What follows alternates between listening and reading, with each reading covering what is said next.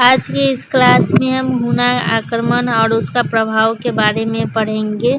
ये हमारा part 3 video है। बाकी के 2 वीडियो में हम गुप्ता पावर के बारे में पढ़ चुके हैं। आज आपका इस वीडियो में पूरा यूनिट 1 खत्म हो जाएगा और कुछ इम्पोर्टेंट क्वेश्चन भी देखेंगे। हुना के बारे में आज पूरा पढ़ लेंगे, तो वीडियो अंत तक जरूर देखिएगा। पहले हम हुना राजवंश के बारे में पढ़ेंगे, जानेंगे इसके बारे में। उसके बाद पढ़ेंगे हुनों का आक्रमण भारत पे, और उसके बाद हम हुनों का पतन के बारे में पढ़ेंगे। तो चलिए शुरू करते हैं हुना राजवंश के बारे में। द हुना डायनेस्टी। तो हुन मध्य एशिया की एक क्रूर जनजाति थी। अपने निवास स्थान को छोड़कर पश्चिम की ओर बढ़ते हुए हुनों ने खुद को 2 शाखाओं में विभाजित कर लिया, काले हुन और सफेद हुन। ये याद रखिएगा कि जब वो पश्चिम की ओर बढ़ रहे थे, तब वो अपने आप को 2 विभागों में बांट लिए थे, एक काले हुन और दूसरा सफेद हुन। जो हुन यूरोप की ओर बढ़े उन्हें काले हुन, और जो हुन ऑक्सस नदी की ओर बढ़े उन्हें सफेद हुन कहा गया। तो काले हुन किनको कहा गया? जो यूरोप की तरफ बढ़ रहे थे, और जो ऑक्सस नदी की ओर बढ़ रहे थे उन्हें सफेद हुन कहा गया। अपनी शक्तियों और प्रभाव को बढ़ाते हुए हुनों ने 484 ईस्वी में सासा रानी राजा फिरोज की हत्या कर दी। 484 में अपनी शक्ति को बढ़ाते हुए उन्होंने एक राजा की हत्या की, जो कि फिरोज नाम था उनका। सासानी के राजा थे वो। इस कारण उन्होंने 6ठी शताब्दी के अंत तक फारस के विशाल साम्राज्य पर राज किया। 6ठी शताब्दी में हुनों ने विशाल साम्राज्य पर राज किया। बलख हुनों की राजधानी थी। अब हम पढ़ेंगे भारत पर हुनों का आक्रमण क्या सब था, ये सब के बारे में पढ़ेंगे। भारत पर हुनों के आक्रमण के बारे में बहुत से महत्वपूर्ण स्रोत हैं। जूनागढ़ शिलालेख, राजतरंगिणी, भित्री शिलालेख, हेनसंग का भारत विवरण, कॉसमस का विवरण, मंदसौर शिलालेख, कथा सरित सागर, एरन शिलालेख, ग्वालियर का लेहरा, सुंग यू का विवरण, चंद्र व्याकरण और विभिन्न प्रकार के सिक्के ऐसे महत्वपूर्ण स्रोत हैं जो हुनों के भारतीय अभियान के बारे में जानकारी देती है। तो ये सब शिलालेख से पता चलता है कि भारतीय अभियान के बारे में ये सब स्रोत है। हुन भारत पर सबसे पहले 456 ईस्वी में आक्रमण किया। उस टाइम में स्कंदगुप्त का शासन चल रहा था भारत पे। उसके बाद हुन हिंदू कुश को पार करके गांधार पर अपना आधिपत्य स्थापित किया। बहुत सारे ऐसे स्रोत मिले जिसमें हुनों की पराजय के बारे में दिया हुआ था। जब हुन स्कंदगुप्त के द्वारा हार गए थे, तो उसके बारे में बहुत सारे स्रोतों से पता चला। भित्री शिलालेख में हुनों पर इस विजय का काव्यात्मक उल्लेख है, मतलब हुने विजय पाए तो उसके बारे में भित्री शिलालेख में लिखा हुआ है। जूनागढ़ शिलालेख में स्कंदगुप्त को मलेच्छों के विजेता के रूप में चित्रित किया गया है। जूनागढ़ शिलालेख में यह भी उल्लेख है कि कैसे स्कंदगुप्त ने हुनों की शक्ति को चकनाचूर कर दिया। तो ये सब शिलालेख है जिसमें बताया गया है कि स्कंदगुप्त कैसे हुना की शक्ति को चकनाचूर किए या कैसे विजेता पाया गया, ये सब शिलालेख में दिखाया गया है। भित्री शिलालेख में ये भी लिखा गया है कि स्कंदगुप्त और हुनों के बीच युद्ध हुआ। वो युद्ध गंगा घाटी के तट पर हुआ। ये शिलालेख में दिखाया गया है, भित्री शिलालेख में।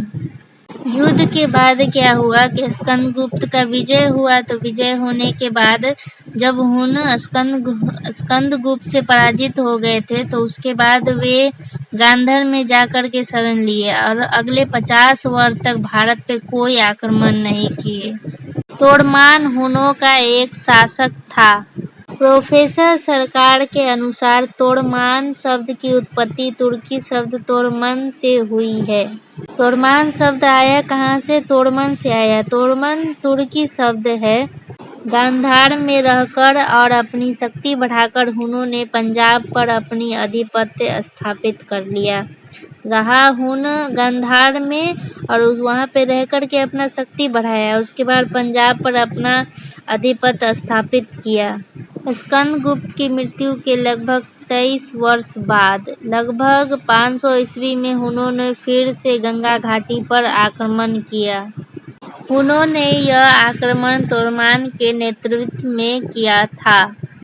तोरमान का स्वभाव क्रूर और बदले की आग से भरा हुआ था। सभी के साथ जानवरों जैसा व्यवहार करना उसके स्वभाव में था। बौद्ध धर्म के विपरीत वह राक्षसों की पूजा में विश्वास रखता था। इन सब के अलावा वह एक बहादुर और कुशल योद्धा था। तोरमान एक वीर सेनापति था। तोरमान ने शुरू से ही कई विजय प्राप्त की। अपनी शक्ति का भरपूर प्रयोग करते हुए तोरमान ने भारत में अपने साम्राज्य का विस्तार मध्य प्रदेश तक कर लिया। उसने कश्मीर, पंजाब, गांधार, काबुल, सीमावर्ती प्रांतों आदि पर भी अधिकार कर लिया। इसके अतिरिक्त मालवा के गुप्त सामंत धन्य विष्णु ने भी उसकी अधीनता स्वीकार कर ली। जैन ग्रंथ कुबलयमाला, जो 8वीं शताब्दी का ग्रंथ है, में तोरमान को उत्तर पथ का शासक बताया गया है। एरन शिलालेख के अनुसार तोरमान को गोपराज ने पराजित किया था, जो गुप्त शासक नरसिंह बालादित्य के प्रांतीय शासक भानुगुप्ता का सेनापति था। मध्य प्रदेश पर तोरमान का शासन 510 ईस्वी से पहले ही समाप्त हो गया था। तोरमान की मृत्यु 510 ईस्वी से पहले बनारस में हुई थी। तोरमान के शासनकाल के सिक्के कौशाम्बी में पाए गए हैं। तोरमान के शासनकाल के सिक्के उत्तर प्रदेश, पंजाब और कश्मीर, राजस्थान आदि में भी पाए गए हैं। मिहिरकुल तोरमान की मृत्यु के बाद उसका पुत्र मिहिरकुल शासक बना। इसकी जानकारी ग्वालियर अभिलेख में भी मिलती है। हेनसंग के अनुसार मिहिरकुल के राज्य की राजधानी सांकल, इसका एक और नाम था, सियालकोट थी। मिहिरकुल का साम्राज्य मध्य प्रदेश तक फैला हुआ था।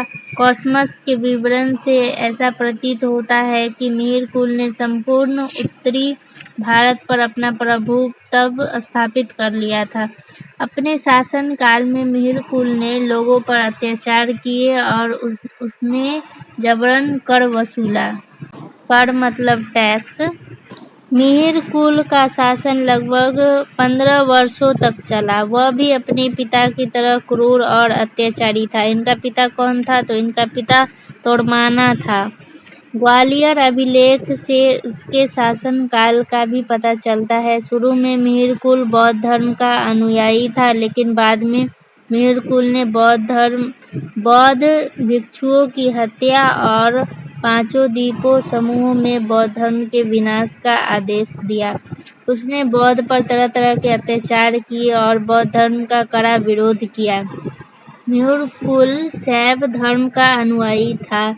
सुंग यू ने मिहिरकुल के बारे में अपने विवरण में लिखा है, इस राजा का स्वभाव क्रूरता और बदले की भावना से भरा हुआ था और वह अत्यंत पाशविक क्रूरता से पेश आता था। पूर्व पंजाब, पश्चिम उत्तर प्रदेश और राजस्थान में खुदाई के दौरान मिहिरकुल के काल के सिक्के मिले। मिहिरकुल के समय के शिलालेखों से पता चलता है कि मिहिरकुल ने अपने साम्राज्य का विस्तार पूरे उत्तरी उत्तर प्रदेश में किया था। के बारे में पढ़ेंगे। मिहिरकुल के उत्तराधिकारी बहुत कमजोर और अयोग्य थे। इसी कारण मिहिरकुल के बाद हुन साम्राज्य का पतन होने लगा। मौखरी शासक ईशान वर्मा ने 550 ईस्वी में हुनों की शक्ति को और कमजोर कर दिया। हर्ष के पिता प्रभाकर वर्धन और भाई राज्यवर्धन ने उनकी बची खुशी शक्ति को भी नष्ट कर दिया। अब हुनों के प्रभाव के बारे में पढ़ेंगे।